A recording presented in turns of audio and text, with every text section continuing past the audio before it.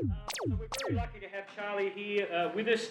We were very fortunate last night. We had a private lecture from Charlie at the planetarium with our planetarium group. But as part of bringing people over, I want to have these public events as well. And so I thank the University of Adelaide for giving us this venue for free, and Jaden Squire for doing all the booking. Where's Jaden hiding again? He's disappeared. I just said for doing the booking and that side of it as well. So thank you for your support, and you know, let's try and support science and have more of these events in Adelaide. All right, without further ado, I'm going to introduce Charlie now. Astrobiologist Charles H. Lineweaver is an honorary associate professor at the Australian National University's Research School of Astronomy and Astrophysics. His research areas include exoplanetology, the statistical analysis of exoplanets and their habitability, cosmobiology, using our knowledge of cosmology to constrain life in the universe, and cancer, developing a new atavistic model of oncogenesis, and I'll let Charlie give a definition of atavism as well. He recently completed an online video MOOC at arewealone.us, a great online course, and it's free as well. And Charlie asks the question that he's talking about tonight, and it's about like 8 weeks to do the course. I'm about 5 weeks in.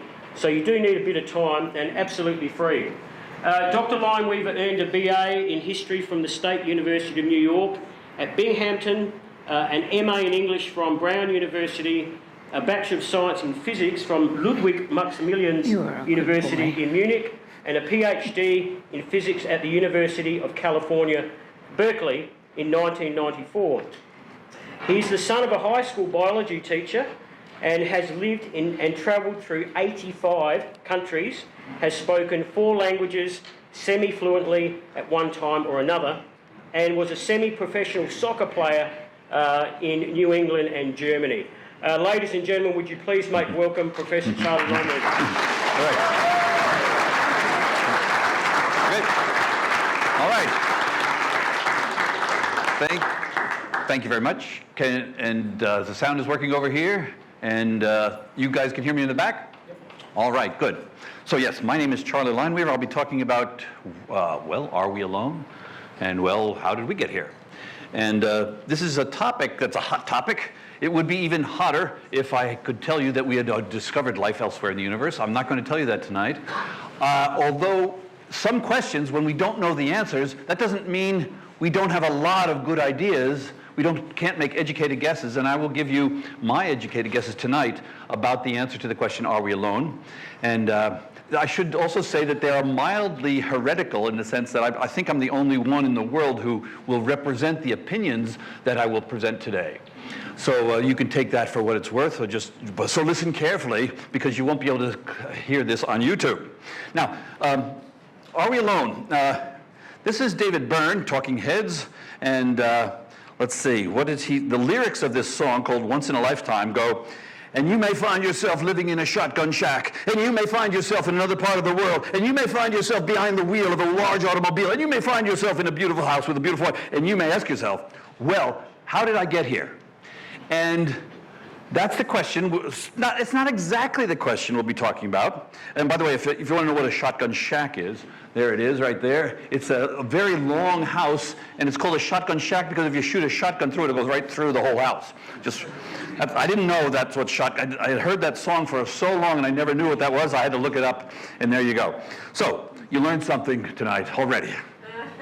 So, well, how did I get here? Now, I'm a scientist, so to be a little bit more objective, how did we get here? And that's more of an interesting question to a group of people. And this is the Are We Alone? Well, how did we get here website? And there's me on the right, and this is the website. So if you go to here, you will see this picture, and then you can go through this entire MOOC. Essentially, I went around the world. Every time I went to a conference, I would pick 2, 3, or 4 people whose opinions I respected. I would interview them for half an hour, sometimes 3 hours, and then I would edit those videos, those interviews, make a short version, 5, 10 minutes, and then keep the whole thing. And so when you go to this website, you can see the short version. If you like it, just click on the full version, and you can sit there for 2 hours listening to the world's experts from these conferences.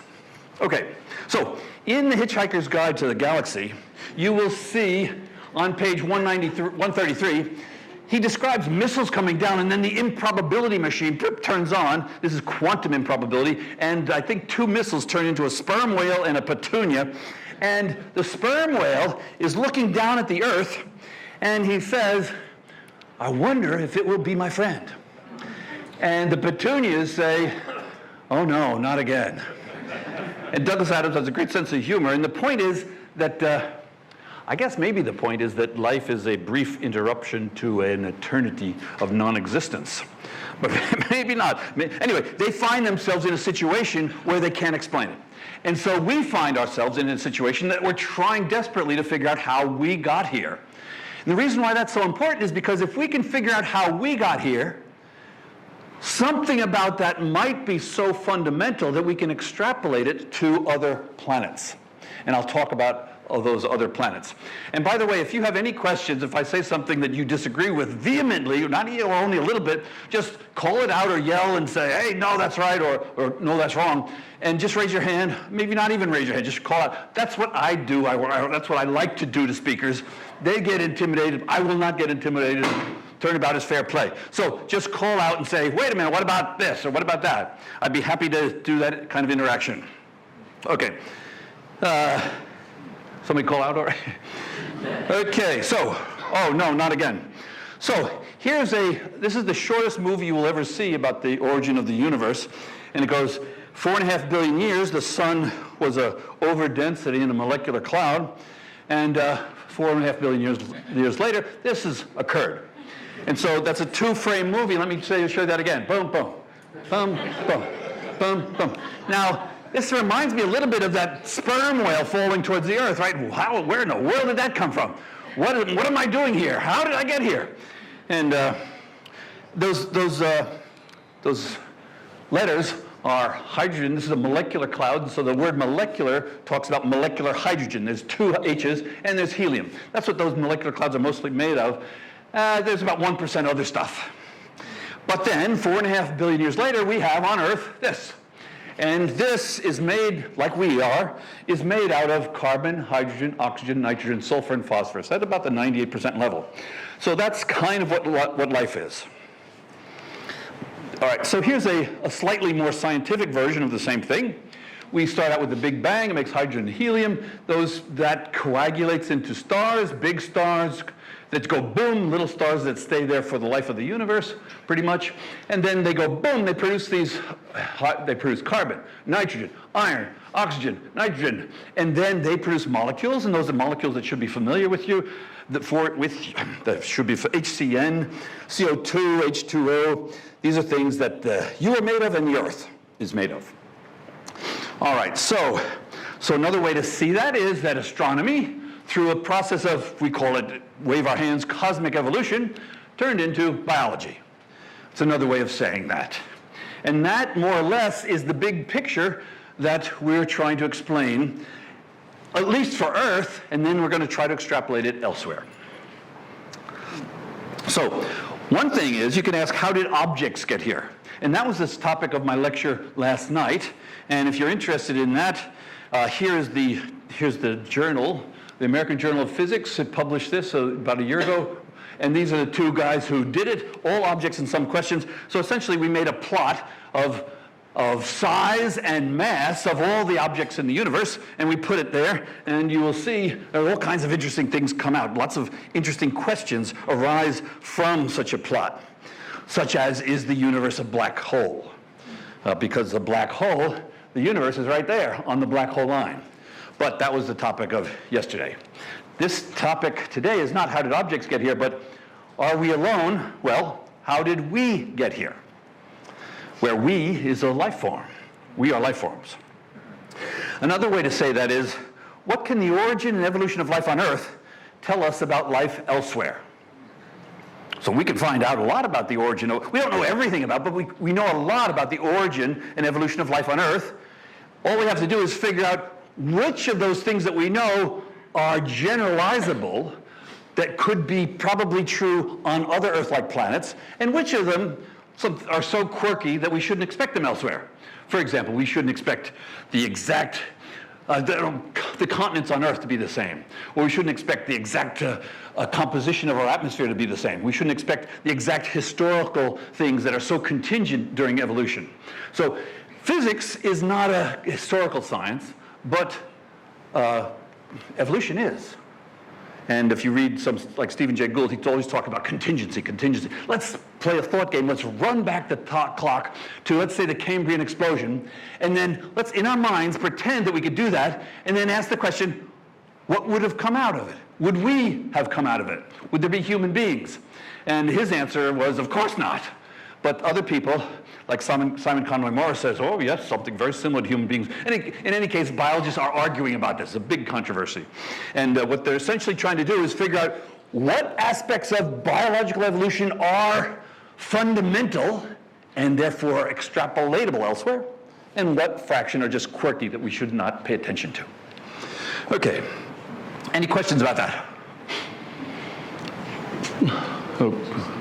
Okay, so moving right along. Here we are on Earth, and here you are. This is the phylogenetic tree, about 8 years old now, of the bacteria are here, and here are the archaea, and eukaryotes, these are multicellular things, are part of the archaea. It used to be that there was 3 branches, bacteria, archaea, and eukaryotes, but now we know that there are really 2 branches, and that is the archaea, of which eukaryotes, that's mushrooms, plants, people, are a part, and all of these are bacteria. Now this is a phylogenetic tree that's being increased every day, every time we sequence something else. And remember, the sequencing is incredible, the speed at which we can sequence full DNA. Matter of fact, in Nature magazine last week, they have the sequences, the full sequences of a bunch of apes. So we have the chimpanzees, bonobos, we have humans. Now, human genome was, we knew about that in like 2001, but in reality, we didn't know exactly what it was because there are repeat sequences. Repeat sequences are kind of like a jigsaw puzzle where a third of it is made out of blue. You say, how in the hell, where's that piece? It's all blue, they're all blue. And that's the kind of like the same problem that people have when they're sequencing the full genome, because there's so many of them that are repeat sequences. And if you do shortcuts, like, 200, 300, 400 base pairs, then you can't put them together right. But if you do long ones, like 300,000, then you get it's kind of like having a jigsaw puzzle with many fewer pieces. So the sky is, instead of having 100 pieces of sky, you have 2 pieces of sky. Then you can figure out how to do it. That's the kind of progress that is now being made with genetic sequences because of they don't have to cut them up so small. All right. It's a wonderful tree. I recommend anytime you see a tree of life, go look at it. And here we are a eukaryote, and we are what's called an opisthocont. If you haven't heard that word before, that's us, we animals, and the fungi. So all of you are opisthocons. That's another thing you learned today. You are a opisthocont. We are opisthocons, we animals, and our closest relatives, the fungi. All right, so we together are opisthocons, and you can think of that when you eat mushrooms. Anyway, so, yeah, opisthocons. And now, here's the thing. Now, I told you that what we would like to do is identify the most fundamental parts of life on Earth.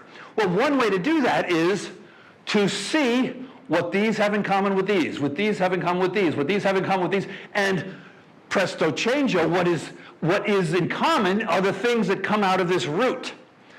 Remember, we're trying to figure out how life gets started, the origin of life. The origin of life was somewhere here, at least for cellular life. There are no viruses on this tree. Adding viruses to this tree is a work in progress. It's very controversial, but I think it should be done, and people are working on it. But in any case, using cellular life, finding the root of cellular life, it's right somewhere there. And so these shortest branches, see, anything that's really short means that they haven't changed much since the origin. So that's what you want to look at. Look for the shortest branches to this tree. And that will tell you the things that have haven't changed the most, have changed the least since the origin of life. And those, whatever they are, tell you, for example, what the first metabolisms were. You know, the bacteria can do like thousands and thousands of different types of metabolism, but there were a very restricted set that are common to all of them, and that's the kind of thing we find out at the root. But this is, anyway, that's the strategy of what astrobiologists in general are doing. Notice how close this is to biochemistry. We call it astrobiology, but this is figuring out how life on Earth got started and then being able to extrapolate. Any questions about this tree? Charlie, I have to ask. Loud, please. I'm not sure if my eyes are being testing, but can I see Loki and Thor up there? Yes, Loki and Thor, yes. That's because the scientists, they were, I guess, Swedish. I think they were Swedes. These are critters that were found out. Matter of fact, those are important because Loki and Thor are the archaea which are most closely related to the eukaryotes. And these, I believe, are hydrothermal vents. They like hotter hydrothermal vent areas. And so they are, matter of fact, if if opisthocons are not good enough for you, there's a group, when you combine these guys with these guys, it's everything that comes from that node right there. And I've forgotten what they're called. So, but they do have a name. Every time you have a tree, you know, those two guys, they have a name for this thing here, and they descended from here. It's like when somebody asks me, am I a fish? I always say, yes, of course I'm a fish. Why? Because there's fish ancestor, and that produced all the fish, and quadrupeds, which we are, is a descendant from that ancestral fish. Therefore, I'm a fish. At least that's what you do when you when you want to speak with terms that are not paraphyletic, but monophyletic. That's a fancy word. Monophyletic means you go through this tree and say, at this branch, everything that descended from it, we're going to call that the same thing. And if you insist on doing that, you're insisting on homophyletic, and that's what I'm doing when I say I'm a fish. That's what I'm doing when I say I'm an ape. That's what I do when I say I'm a monkey, because apes evolved from monkeys. So I'm a monkey too. No, you're an ape. Well, they're not mutually exclusive. They descended from the same thing, so if you're going to give a name, monkeys, to everything that descended from here, then you are a monkey, even though you're also an ape. And you're also, you're a primate if you want to go further. Anyway, any other questions about what I just said? Yes? Out of curiosity, because you were saying astrobiology, you can't have a conversation without astrochemistry. What point does that tree start? Where's the junction between astrochemistry and molecules, and where you first say, now this was the first living organism? Okay, you're going way beyond this tree. Notice that all of these organisms are cellular life forms. So we cannot go beneath that unless we start sticking viruses, non-cellular life forms, on there. People are doing that based not only with the sequences of the viruses. The problem with viruses are their sequences change very rapidly, but what doesn't change is the folding patterns. That seems to be the most conserved feature of viral life. And if you're going to create a viral tree, you want to use conformal sequences. They bend the same way.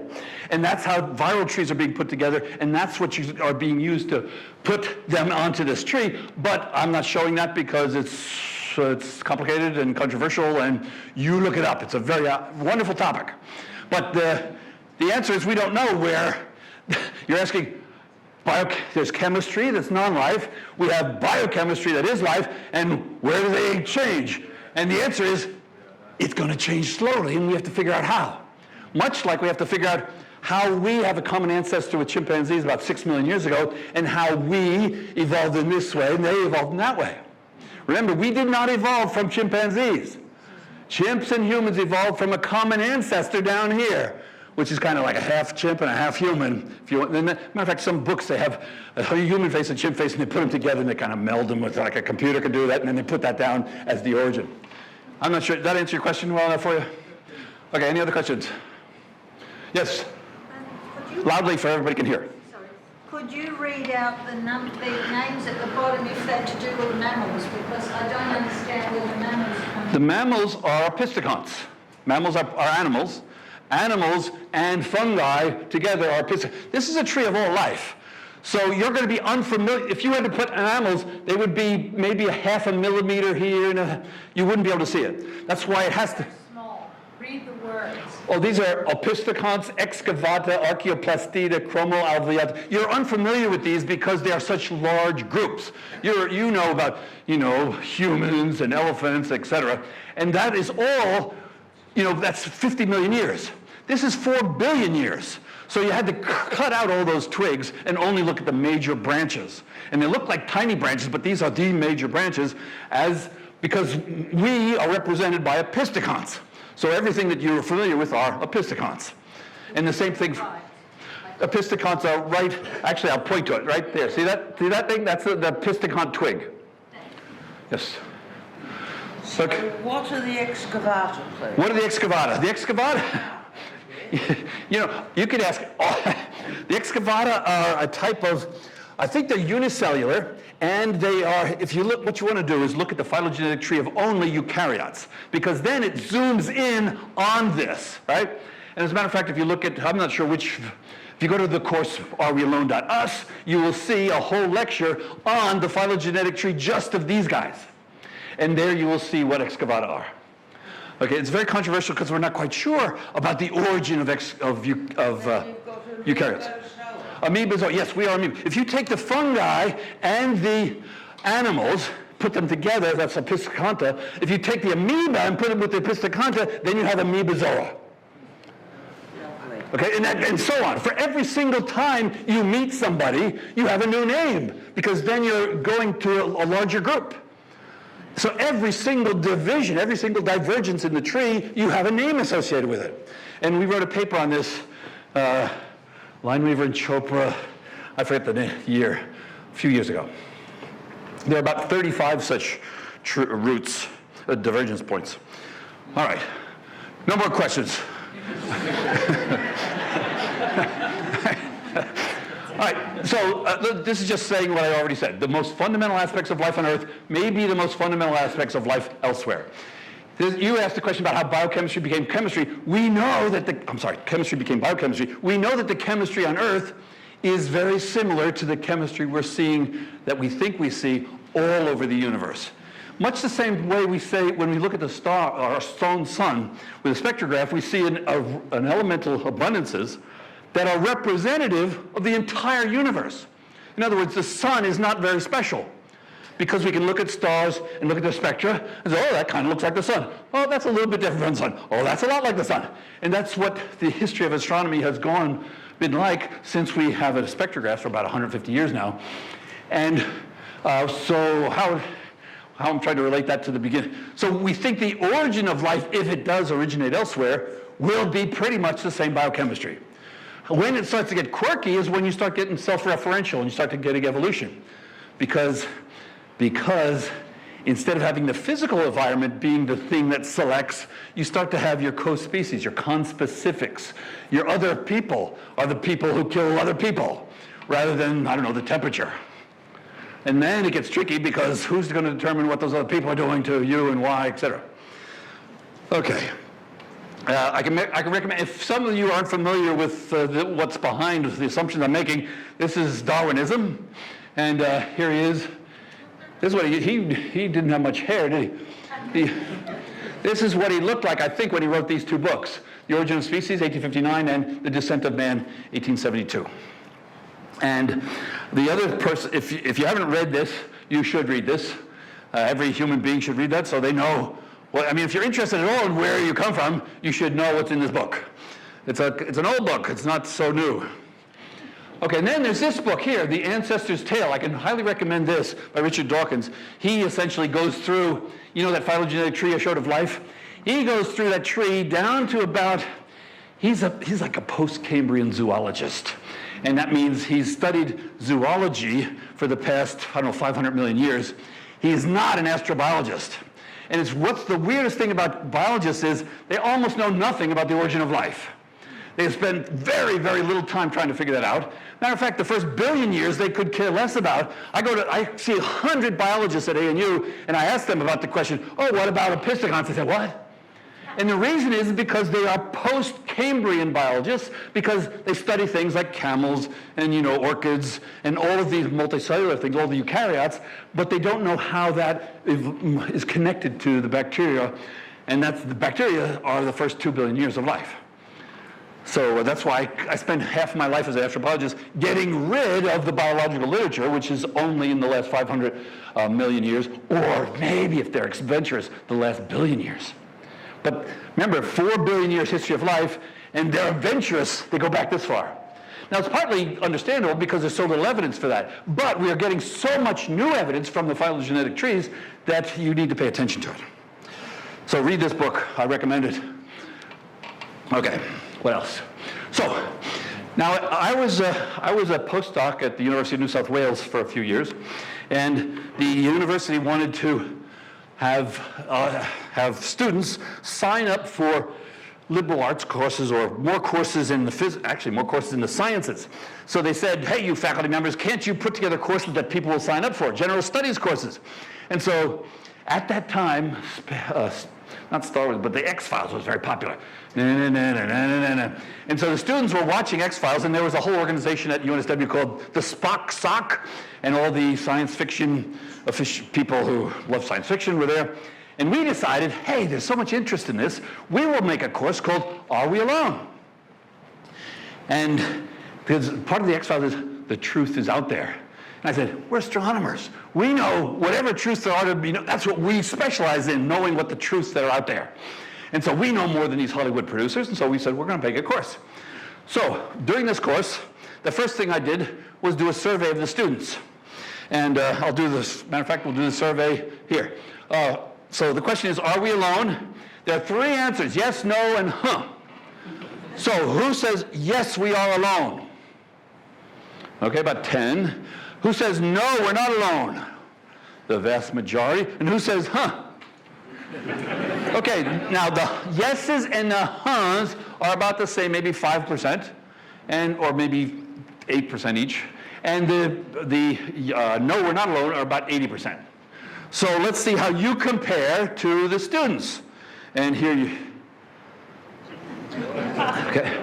So these data is what people think. Now, this is not just Westerners who think this. It is students. I did it with students, Western students. We did this as a group here today, for example.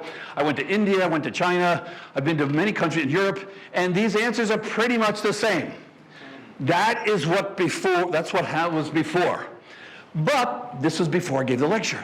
After the lectures I gave, I'll show you the differences. And I'll ask you the same questions after the lecture. But here are the results after the lecture.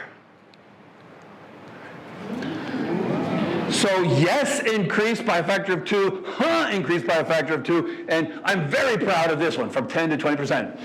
Because so much of what you do as a teacher is to disabuse the students of things they're absolutely convinced of. So essentially that's what I'm going to try to do to you tonight. Try to disabuse all of you no, we're not alones, and maybe 20% of you will be turned into one, either yes we are or a huh. Anyway, that's my goal for tonight, so you know where I'm going. You know what's coming. All right. Now, if I talk to people about this question, are we alone? We can't be alone. The universe is just too big for us to be alone. That's the most common answer you will get. Now, we're astronomers, we're cosmologists, so we know how big the universe is. They are right, it is really big. So, for example, this is a beautiful picture of the galaxy. We have the plane of the galaxy, these great molecular clouds that are turning into stars. We have the large and small Magellanic Cloud. Anyway, it's a beautiful thing. This is the full sky, by the way. You take this map and wrap it around your head, and everywhere you look, you see it. That's part of the Milky Way that you'll see tonight if it's clear. Anyway, there are about 10 to the 11. That's 100 billion stars, a few hundred billion stars, 10 to the 11. That's how many stars there are in the galaxy. So yes, there are a lot of stars. And now there are about 1 trillion galaxies in the observable universe. That's 10 to the 12. Now I should say this is a 2018 Ultra Deep Field Hubble field, and there are 6 stars in this picture. There's one, there's another, there's 6 of them. Everything else is a galaxy. So everything else, about 100 billion stars. A lot of dots in there. Now, a lot of dots. And this is 1/40,000,000th of the sky. Not a tenth, not a thousandth, not a millionth, but 1/40,000,000. So if you take 40 million images like this, it would make the full sky. So it's really a pencil beam, oh, look at tiny. It's a tiny, if the moon is this big, then this field is about that big, okay? So 1/40,000,000th of the sky. Now, if instead of looking as a pencil beam, instead of you have a survey that looks at a wide range, 1/3 of the sky, this is what it looks like. These are new results from the DESI instrument, and these are 1/3 of the sky. Now, because the DESI instrument cannot look forever, and it's got a luminosity limit, it doesn't see everything in the direction it's looking. But these are all galaxies. Every single dot there is a galaxy. So every single dot is about 100 billion stars. So that's another way to look at this. Notice there's a pencil beam, and then there's a full sky, and that 1/3 of the sky, and then they smash it down into this fan-shaped thing. And so they've taken a three-dimensional volume, something like this, and then they've smashed it down so it then becomes a fan. And that's what you're seeing here. Representative of something? I think they're representative of the redshift of these things. You know, the universe is expanding, so things that are further away are more redshifted. Things that are closer are less redshifted, I think. Any other questions? Okay. So, now what I've just showed you is, hey, the universe is big. But the new information that really makes the question, are we alone, more compelling nowadays, is that 10% of those 10 to the 23 stars have rocky Earth-like planets. Those are the estimates from the new exoplanet statistics. So about 10% of stars you see with your eyes will have something close to an Earth, a rocky planet near the habitable zone. So instead of 10 to the 23 stars, we have 10 to the 22 that have something like an Earth around them. So that is the evidence that says, whoa, if there are that many Earths, I mean, about 30 years ago, we didn't know how many Earths there were, and oh, maybe the Earth-like planets were very rare. Maybe 1 in 1,000, 1 in a million had an Earth-like planet. Now, by looking at thousands and thousands, maybe something like 6,000 exoplanets now, a small fraction of them have been able to see what they're Earth-like. And then when you do the statistics of using your selection function of what you can and cannot see, then you try to you extrapolate into your blind spots. This is more or less the number you get. About 10% of stars have rocky Earth-like planets. I should also say that about 100% of stars have some type of planetary system. Okay, so if you look at a star, there's some kind of planetary system there. That doesn't mean we've seen it, but that means that the statistics that we've looked at, when we're very careful in figuring out what we can and cannot see, the statistics are consistent with 100% of stars having some type of planetary system. Among those 100% planetary system, about 10% is consistent with having some type of Earth-like planet. Any question about that? Yes? Does that include rogue stars? That include rogue stars.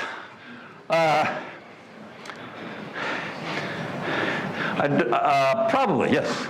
It depends on how close that rogue star has come to the more massive star in order to get rogue, right? It has to be, in a triple star system, for example, you can have two stars going, and then another one can be here, it can be thrown out. It would then become a rogue star in the sense that, I mean, what is a rogue star? Well, is the sun a rogue star, for example? Most stars start in stellar nurseries where there are thousands and thousands of stars. And you have single stars, double stars, triple stars, and it's very crowded. But as the thing evolves, double stars throw things out. And for example, a lot of people think there are more planets that are not orbiting stars than there are planets that are orbiting stars. Why? Because in the very earliest, let's say 100, 200, 300 million years of a planetary system, it's chaotic. It's crazy, and things get thrown everywhere. And so that's why we think there might be, it's plausible, that there are more planets that are not around stars than there are around stars. So those would be rogue planets. Rogue stars act essentially the same way. Interestingly, when you look at the binary statistics, you find out that massive stars have a binary fraction that is larger than the smaller ones. Why? Because smaller ones are more susceptible to being thrown out. And so the binary fraction for M dwarfs, for example, is lower than the binary fraction for OBKs, OBFs. All right, let's move on. Question, sorry? Yes? Are you including moons? Because, hydrothermal vents can have life around them, and they talk about... Am I including moons? Yeah. Well, we haven't found an exomoon yet, but sure. particularly with Avatar. Avatar was like, that movie Avatar was on the moon. The question, are we alone, should not only include the rocky planet solution, but also include moons?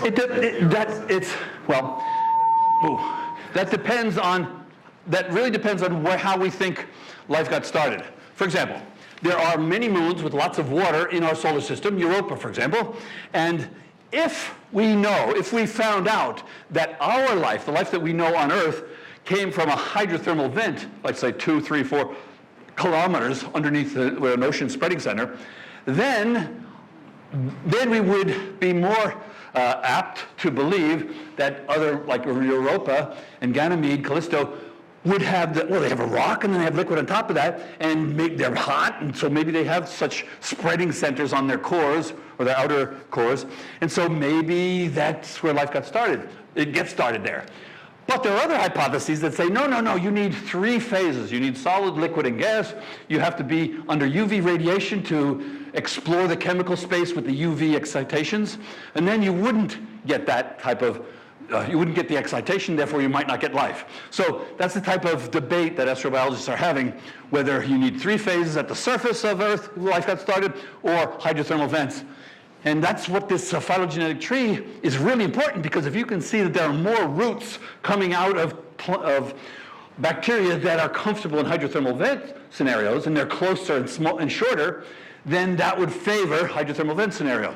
But if you have more that are shorter and live on the surface and need UV for some reason, then that would support that hypothesis. We don't know which it is, but what I'm saying is that if one hypothesis, the hydrothermal vent hypothesis, got more and more support, then there would be more and more support for the idea that life evolved on these mother moons, not just in our solar system, but elsewhere, all the other moons elsewhere as well. We haven't detected them, but I guarantee those planets that I'm talking about will have moons around them. Not all of them, but a lot of them. Yeah, question? Yes? Why do you follow the train of thought that if it has happened on Earth, it's more likely to have happened elsewhere? Like, you seem to have chosen some parameters that you define life within. I did not say that if it happened on Earth, it would be more likely to happen. What I did say was that when we look at what did happen on Earth and try to winnow out the quirky stuff and isolate the most fundamental stuff, those fundamental things are the most will become our best guesses to speculate about the origin elsewhere. That's what I did say. So you want to rephrase the question? Sorry, my apologies. I accept your apology. I guess I was thinking, I know nothing about biology, but, I know that people say, for example, life doesn't have to be carbon-based, it can be silicon-based. Is there room for that to happen in the way of thinking? Okay, that's a very common question that people ask, and I call it a semi-legitimate question. And the reason I do that is because if you look at a periodic table, you will see that if you look at the sun, the abundance of carbon in the sun, or the abundance of carbon in the universe, let's say there's this much. A very small percentage, maybe 0.5% of the matter in the universe is carbon. If you ask the same question about silicon, it's 1/15. So if the ability to make life based on carbon and silicon were, let's say, equal, there would be 15 times carbon-based life for every 1 silicon-based life. So that's a number, it's a hand-waving argument. You can do what you want with it. The other argument is that you need some kind of liquid to make life. A lot of people think that you need liquid so that the molecules can move around nicely and then combine and then uncombine. And that liquid is water for carbon, but with silicon, sand is silicon, and rocks is silicon, and the earth is silicon. And people are less willing to say, is there a liquid that we can... Well, H2O is very, very, very common in the universe. It's the most common triatomic molecule in the universe. So there's a lot of that liquid around. Most of it is ice H2O or vapor H2O, but very little of it is liquid H2O because you need the pressures and temperatures that we have on Earth, and those are the regions where you have liquid. Now, the liquid, whatever liquid, I don't know, do we have a chemist here who has a liquid in which, I don't know, sand would If there were somebody here who knew a liquid and a temperature and a pressure at which sand would dissolve and do some interesting chemistry, I bet that that liquid will be less than 100th or 1,000th the abundance of H2O in the universe. So there's another argument, not only the abundance of carbon relative to silicon, but also the abundance of the liquid that you probably need to turn that stuff into interesting molecules. Okay? Okay, moving along. So we talked about the universe and how big it is. I was talking about the observable universe. But you know, smart money is on the idea that the observable universe is not the whole universe.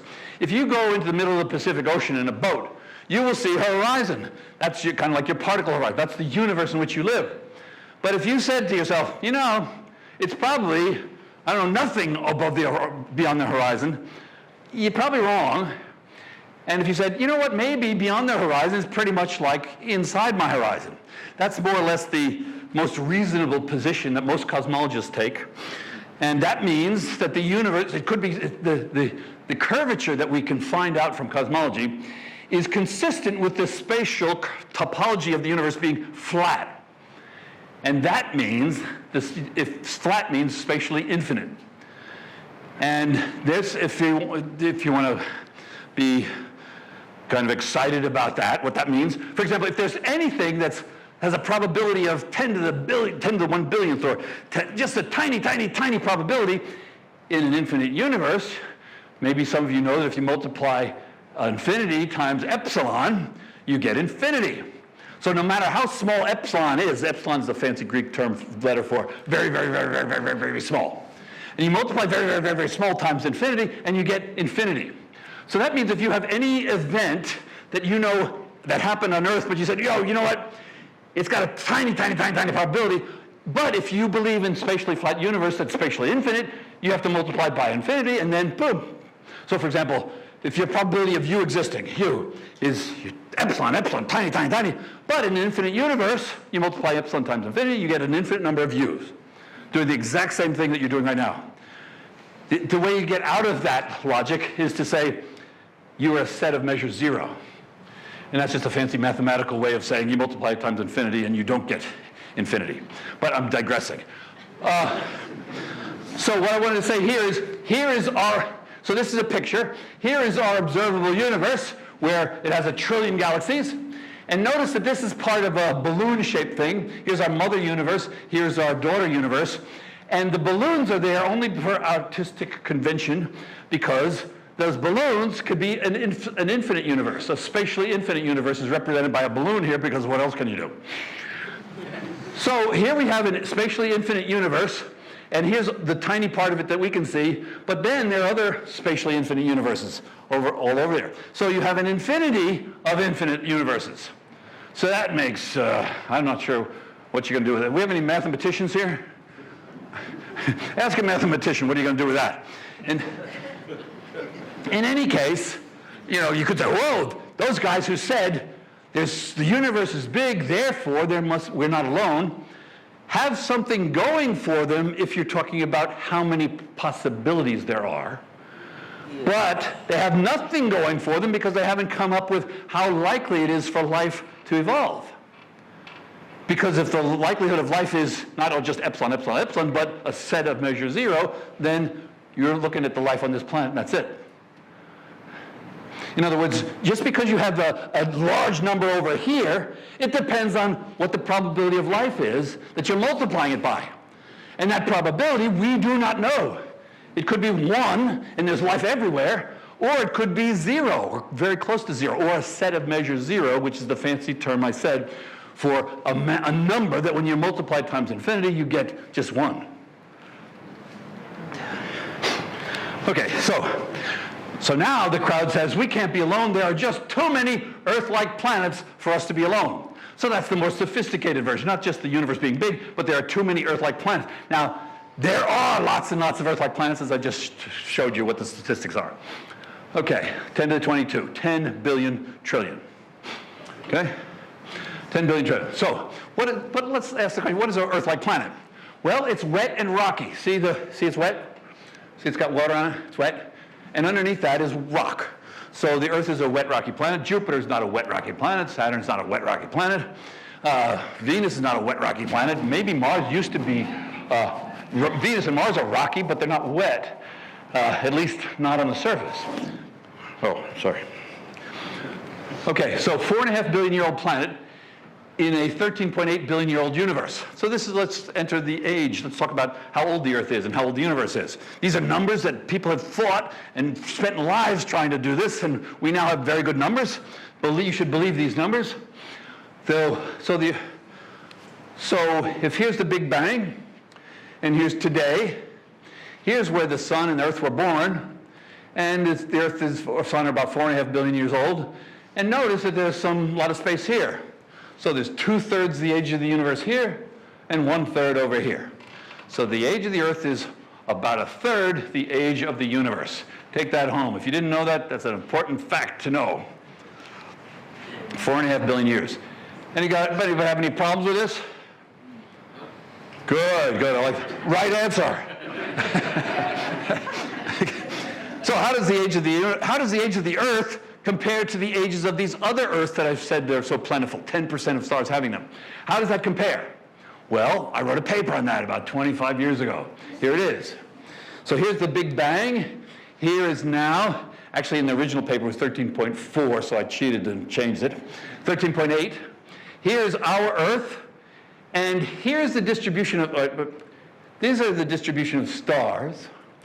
And I said that all stars have some type of planetary system, and about 10% have Earth-like planets. And then you should ask the question, well, wait a minute, why aren't they the same? Why isn't this just 10% of that? Well, the answer is that in the first 2 billion years or so, remember that first picture I showed you, that you had massive stars have to turn hydrogen and helium into carbon and nitrogen and silicon and oxygen. Only after you pollute the universe with about 1, maybe 0.5% or 0.1%, maybe 2% of non-hydrogen helium can you make a rock. Remember, rock is SiO2, right? It's silicon and oxygen. That was not produced in the Big Bang. All of the SiOs in this room were produced in stars, massive stars. Remember, you hear sometimes people say, oh, you are the stardust. You are ashes of long dead stars. That's true. It's not true of the hydrogen, and you're mostly water, right? So that hydrogen could have come out of the Big Bang. But the oxygen and the silicon and the calcium and the iron, they had to be produced by big stars whose lifetimes were 10 million, 50 million, 100 million years. And so the first generation of stars didn't have any carbon, silicon, oxygen, so they could not have had rocky planets around them. So you like that. Okay, so that's why there's these stars here without Earths around them. Okay, good. You learned something tonight. Very good. You're a good audience member. Okay, what else? So our Earth, notice that our Earth is about 2 billion years younger than other Earths. This is the distribution of Earths. Here are the Earths that are younger than Earth. Here are the Earths that are older. Now, if you're one of the many people who believe, the 80% of the people in this room who said, we're not alone, you should start to worry. Because if you think we're not alone, 80% of you, you have to deal with the fact that those other life forms are, on average, they have had 2 billion years longer to evolve than you have. I'm not sure that should make you feel good about it. You all raised your hand, like, hey, yes, of course, I want that to be true. Well, if that is true, you have something to worry about. That's what I'm saying. So 2 billion years ago, do we have a biologist in the room here? Any biologists? Come on, don't be shy. Biologist. So 2 billion years, you have a grandmother, great-grandmother. 2 billion years ago, what was your great-great-great-great-grandmother? What's that? Goodness knows. I'll tell you. Oh, so you're a biologist who doesn't go beyond the Cambrian explosion. Is that right?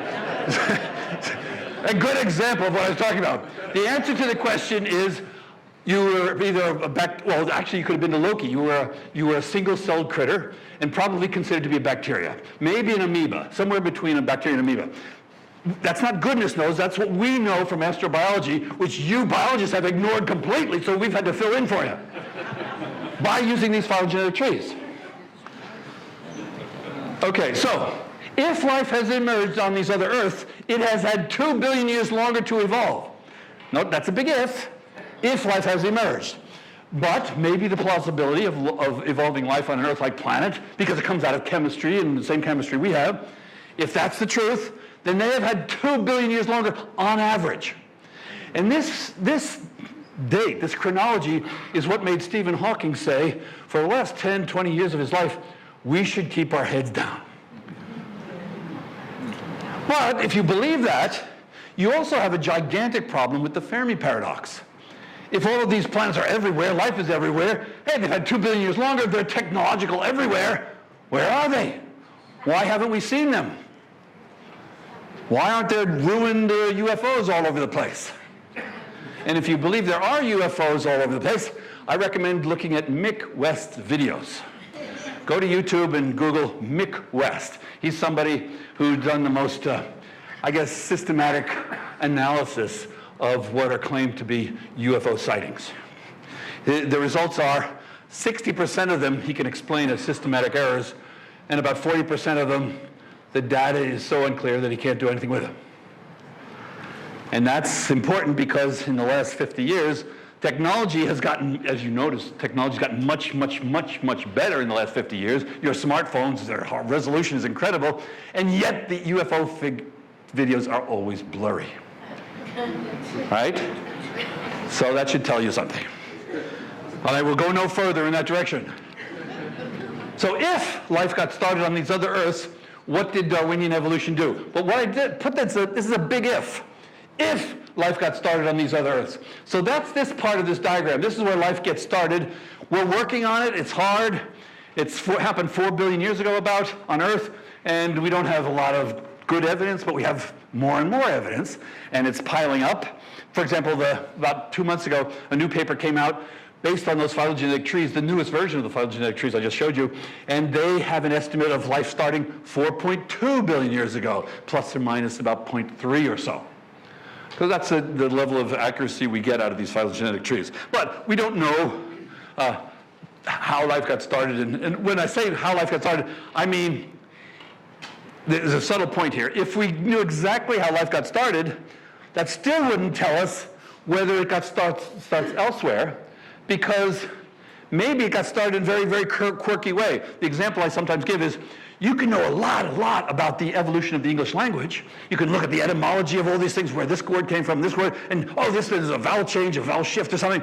And you can know all kinds of details, but that doesn't tell you that if we go back to, let's say, 1,000 years, that will happen again, or that the English language would evolve some other place, because it's so quirky. Life shares that quirkiness with language. It's not physics or chemistry. It's self-referential and very quirky.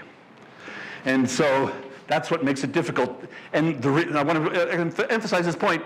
If you know exactly how life got started on Earth, that does not mean you can extrapolate it to other places unless you can convince yourself, get away the quirky parts of it, and put in what are the fundamental aspects. Maybe that might be carbon and water. Maybe that means some type of periodic crystal, like DNA, maybe polymers. Maybe polymers are something that we should expect elsewhere. Yes? But what about panspermia, the idea that life got started somewhere and then spread throughout the universe and space? So the question is about panspermia, and that is the idea that life originated somewhere else and then came to Earth. Well, it's plausible, but how did the life get started there? Defers the question, but still. It's turtles all the way down. So it is possible. I mean, for example, we might all be Martians in the sense that we think that the conditions for the origin of life became better on Mars a few 100 million years before they became cool enough on Earth. Remember, these planets all start out hot and they're being bombarded, they're high temperatures, they're lava oceans. But Mars, because it's smaller, was able to cool down faster, it had water, and so if you need a rocky surface with water, there was a rocky surface with water on Mars before there was one on Earth. So maybe life got started for, 100 million years, and then boom, boom, boom, some rock landed on Earth, and they said, oh, by the way, you got some water too, and then phew, here we are. So we might be Martians, and that's plausible, so don't throw that out. But when you say panspermia, you're probably talking about from another solar system, Or were you talking about Mars? In general. In general, okay. So we consider that. So there's a tree of life. You are here. Now, here's a question. If a biologist says, we have found life elsewhere, we have found alien microbial life. Now, biologists would be very excited, but most of you would not. Now, I know this because I've asked lots and lots of people. They're not interested in bacteria from Mars. They're interested in talking humans they can have sex with. And wise people who can tell them the answers to all their problems. Those are the two things I can figure out by looking at, you look at Star. What's that? Somebody confused about what life is for there? So the humans want to talk to this other life. If you can't talk to it, then most people still feel alone. If you're in a room with amoebas and bacteria, you do not feel like you have a community there. You feel like you're alone. Biologists would know that you're not alone, but most of our brains would tell us you're alone. And that's an interesting part of the problem with this question, are we alone? What do you mean by alone? For biologists, it's very different from some normal person who, the 80% of you who voted, no, we're not alone. We're still, so here are all these people, and a wonderful, hardworking biologist said, we found bacterial, microbial life on Mars. And they would say, we're still alone. We're not interested. We're only interested in intelligent life, life we can talk to. And that's what people are interested in. I guess as you can understand, that's what people are interested in. They're interested in other people. That's understandable, but it's also problematic if you're looking for life elsewhere. Because you're only, it reminds me of looking for Prester John in medieval history when Genghis Khan was threatening Western Europe. They said, oh, Prester John is going to save us. So you're projecting Christianity or projecting humanity elsewhere, and then it's going to come and save you. The Apes. This is a movie, a wonderful movie. This is an important, I call this, what I'm going to talk about is the Planet of the Apes fallacy. So there's Charlton Heston, and here he is in a cage, and here's a key. See the key? Look at that key. It's like 19th century. And at the end of the movie, here Charlton Heston is on a horse with his mute squeeze. And he looks up and he sees the Statue of Liberty. And he kneels down and he says, you blew it up, damn you, God damn you all to hell. So he's getting angry at his ancestors for having had World War III or IV or V and having humans marginalized on this planet. He thought he was on a different planet. But here's a rule, this is the Charley rule of astrobiology, the Planet of the Apes law of astrobiology. If you crash land on an unknown planet that has Homo sapiens and horses, you don't need the Statue of Liberty to know you're on Earth.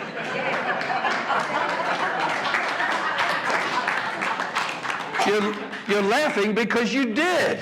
You subscribe to the, anyway, it's so easy to think that, I don't know, it blows my mind why people say, are you crazy? I can't go with these assumptions. We should, anyway, I'll stop.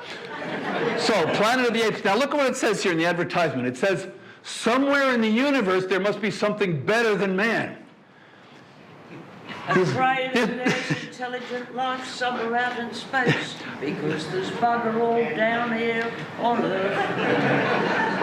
Well, what are you hoping to find in outer space? Intelligence? No, this is an important point. Because sing that song again? It's from I know, Monty Python, right? No, the important part is what's the first line? Well, they're praying there's intelligent. Okay. They're praying for intelligent life on Earth because they say humans don't have it. Right.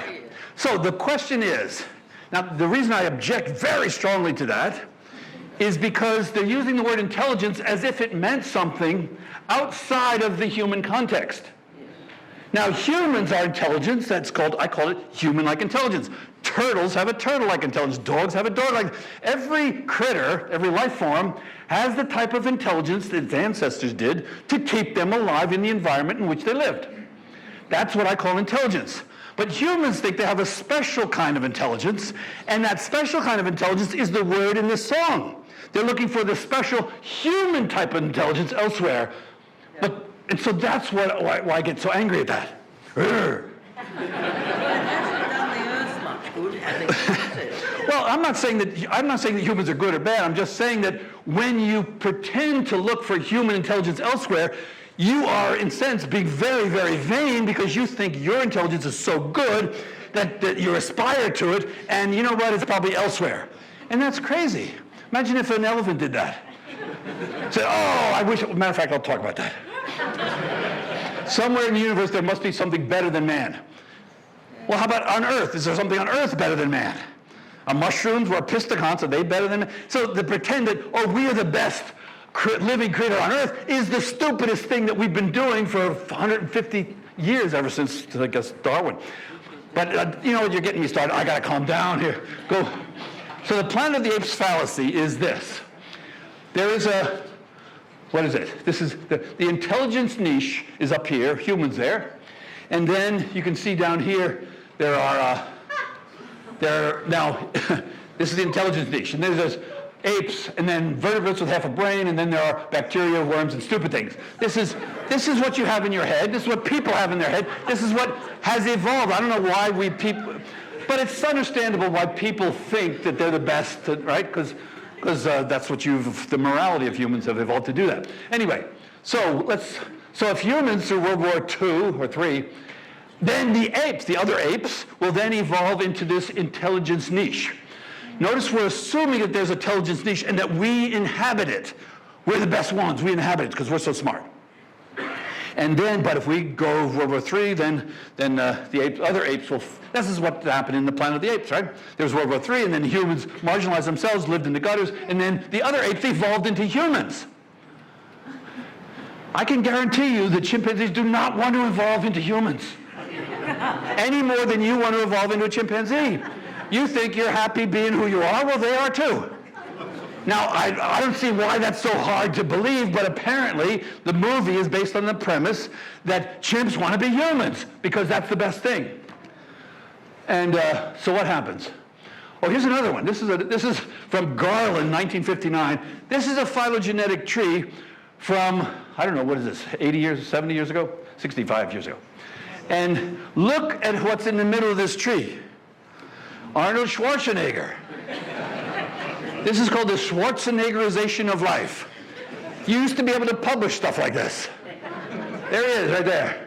And you know what? Everything here is an animal. All the plants are over here. The fungi aren't even showing up, and the bacteria are not there. So we marginalize things that are further away from us in this phylogenetic tree, and it's just stupid. It's really, it's like blinding ourselves to understanding life. And that's pretty much one of the messages for tonight. So the Planet of the Apes fallacy is there's a human-like intelligence niche. There's selection pressure on other species to occupy this niche. That's the selection pressure that made us so smart, apparently. And on Earth, without humans or on other planets, some species will evolve into that niche and develop technology. Carl Sagan has called the occupants of this niche the functional equivalent of humans. I love Carl Sagan, but I disagree completely with that statement. He got me into cosmology, and well, if he were alive today. Okay, so the question we can ask, is human-like intelligence a convergent feature of evolution? Should we expect human-like intelligence elsewhere? And biologists say no, because they know that every organism has its own type of intelligence. Why would they want to have a human-like intelligence? And physicists in Hollywood say yes, we should expect it elsewhere. I'm not sure why I think physicists are so proud of their brains that they say, oh, it's so great to be a physicist. Everybody wants to be a physicist. Question? What about intelligent life on Earth, like dolphins, squid, trees, bacteria? It depends on what you mean by, as my definition of intelligence is whatever sensing you have that tells you what the environment is and what you need to do to stay alive. Your brain is there not to pass a math test, it's there to keep you alive. If you have the biggest brain, like this big, and you kill yourself, you are stupid. Okay? So that's my Darwinian version of what intelligence is.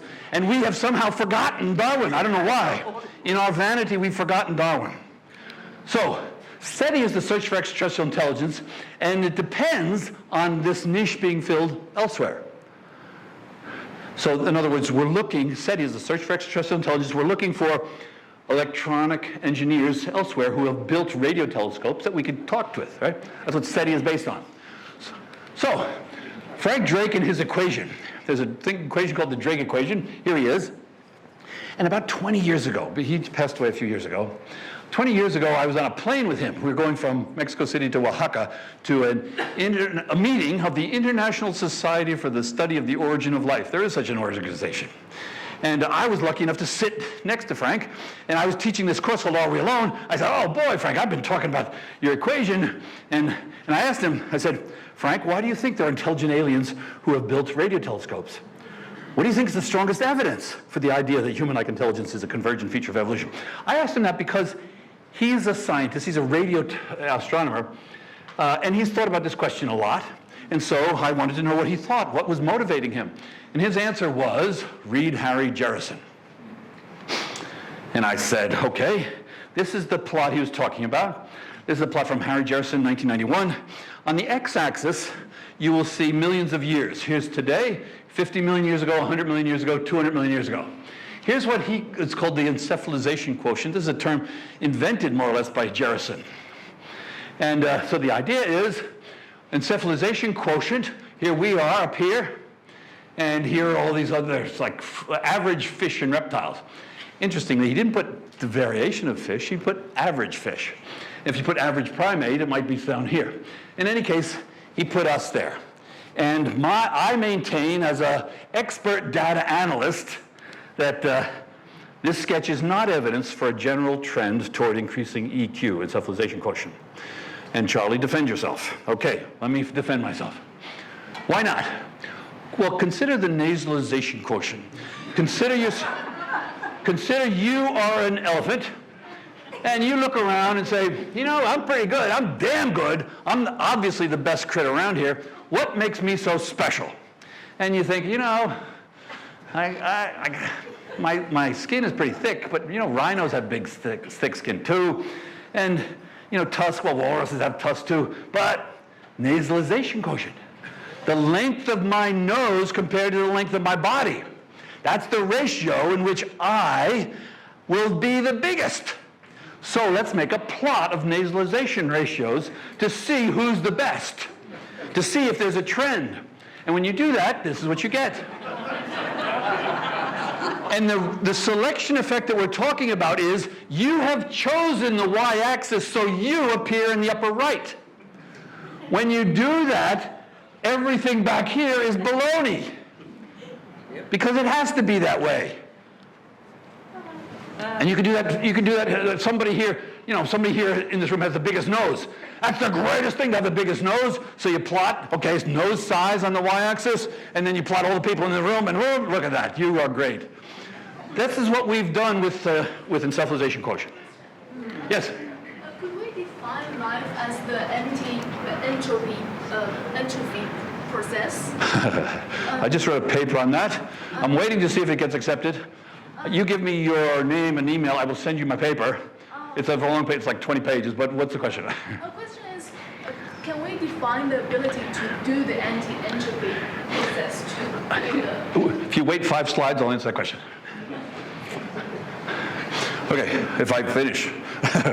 Okay, so how long did it take us to get these big brains? So how long did it take us to get this big brain we're so proud of? Well, we know that pretty much. It took about 2 or 3 million years. Here we have cranial capacity, here we have time, here's today, 1 million years ago, 2 million, 3 million. It took us, and here are our ancestors here, and our relatives, close relatives, and it took about 2 or 3 million years. That's how long it took to get a brain from this size to about that size. So 2 or 3 million years. Well, you know, that's how long it took us to inhabit this human-like intelligence niche. All right, so let's consider whether other critters had this 2 to 3 million years, and they too could have had this big brain. Well, the history of plate tectonics shows us that the Earth has been more than one experiment upon which to do these long-term experiments. The history of plate tectonics shows that the Earth has been more than one experiment in what evolution could do. So here's the present, and here's 60 million years ago, and here is 120 million years ago. These continents move around. When you're a landlocked mammal, you are isolated to these continents. So, like for example, kangaroos. Kangaroos are landlocked, So they can't jump over to New Zealand, they can't jump over to Indonesia, they're landlocked. Or things on South America, they've been landlocked for a long time. And by looking at continental drift, how long these continents have been, essentially island continents have been drifting isolated, then you can see how long these thousands of species have had to be selected to evolve into this intelligence niche. And the answer is that it's many, many more times of this 2 to 3 million year period. They've had enough time. So South America, half a dozen other long duration experiments in terrestrial evolution have already tested the Planet of the Apes hypothesis. So here's 200 million years, here's today. Here's Laurasia and Pangaea broke into Gondwana. Gondwana broke up into Africa and South America. There's Madagascar, India, Australia, Antarctica, New Zealand. And this is just a rough version of, of plate tectonics. And there's the 2 to 3 million years right there. So these lines here are kind of the length at which they were independent. So you can see that they have had a long time. So New Zealand is as close as we will get to the opportunity to study life on another planet. That's what Jared Diamond said. And here he is being congratulated for Why is Sex is Fun, I think, by Bill Clinton. So what filled the intelligence niche during New Zealand's long periods of independence? Well, you could make... Now remember, we're only talking about species which are landlocked. You can't talk about birds or aquatic mammals because they can swim around and undo this isolation. So what we're asking the question is about landlocked critters.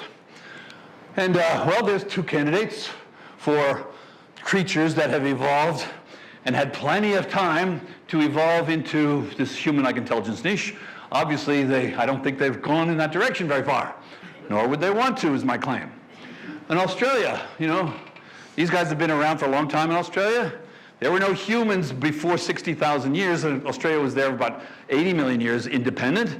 So if there was one kangaroo that had, 2, 5, 10 more neurons, it figured out how to do something that the other kangaroos couldn't. It'd dig a hole better, or it could smell better or something.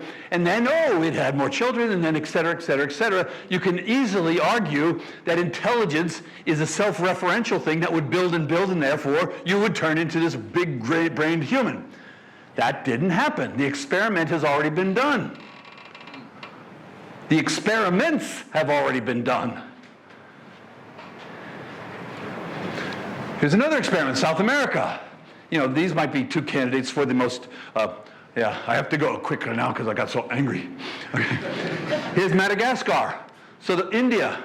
So the point is that there's no evidence that any of these creatures during the 50, 80 million years of independence have evolved in that direction that you could identify as being human-like intelligence.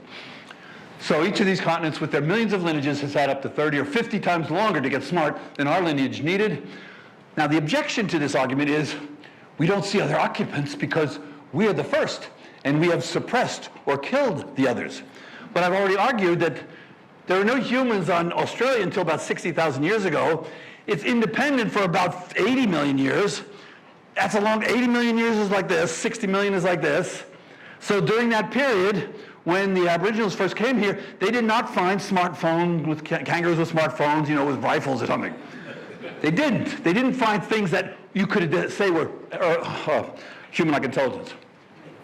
But humans weren't even on these continents and islands until 1,000 or 60,000 years ago. Therefore, they could not have suppressed them until very recently. Therefore, according to the Planet of the Apes hypothesis, we should see evidence for evolution towards human-like intelligence. We don't. Yes? Loudly, please. Charlie, we have to hold questions to the end. Oh, we have to, you know what? I'm being told you have to wait until I'm finished. You've got about Sorry. 5 minutes. I'll make sure. I got a few minutes. I'm sorry. So I would say someone does not have to be the first sulfur-crested cockatoo or the first Indian elephant or the first human-like intelligence. Species are not inevitable. By saying someone's got to be the first, you're assuming what you're trying to test. And that doesn't work if you're a scientist.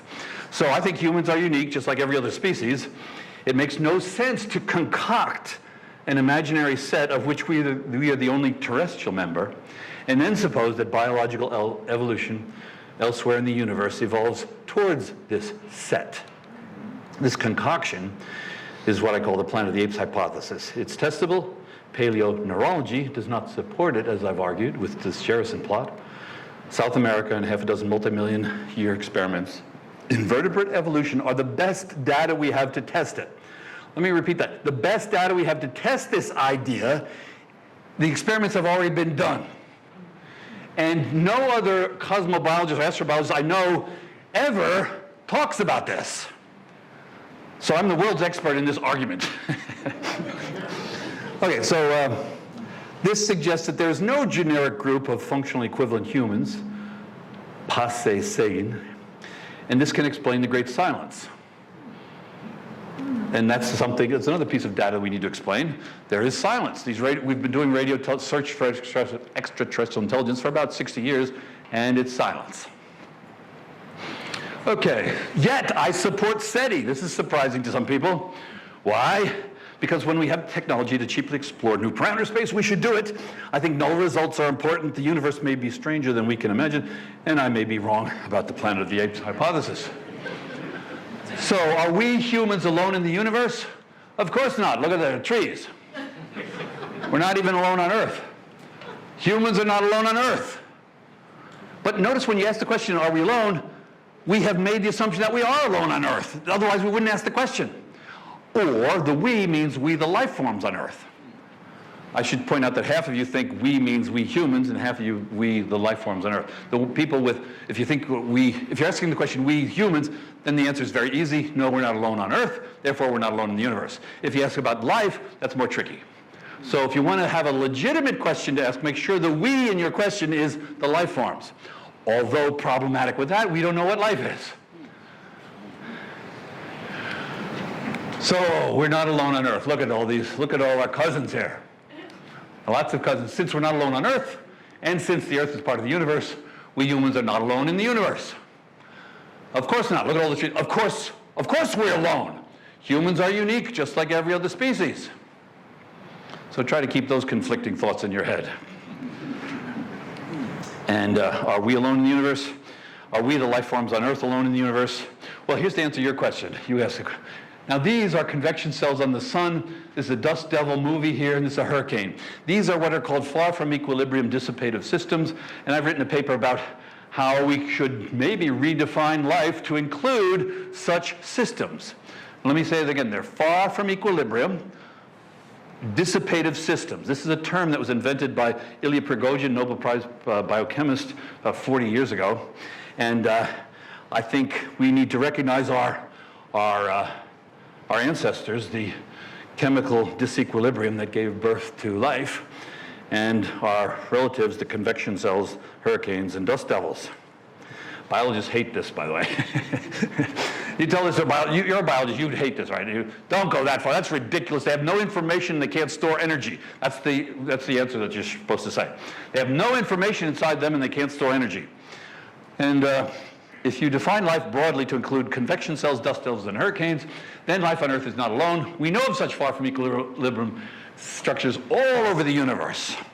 So that's the surface of the sun. We know that there's a red spot on Jupiter. We know that there are hurricanes everywhere. There's a lightning on... these are far from equilibrium dissipative structures, but biologists don't like calling them life forms. Physicists are toying with this idea, but the problem is information and energy storage. And to close, this is one of my favorite biologists. He said, the universe is not only queerer than we suppose, but queerer than we can suppose. So go to this website. If you want to hear more from me, this is a course I've put like hundreds of interviews of astrobiologists asking this question, are we alone? And the site is there. And ending with Albert Einstein, the important thing is not to stop questioning. Thank you very much.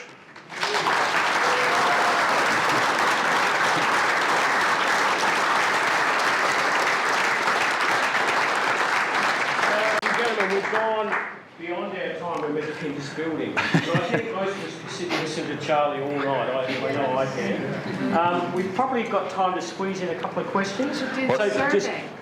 Oh, I forgot to do the survey. Okay, who says, are we alone? Who says, yes, we're alone? No, we're not alone. I didn't convince many people tonight. And who says Oh, more, we got some more huhs. All right, very good.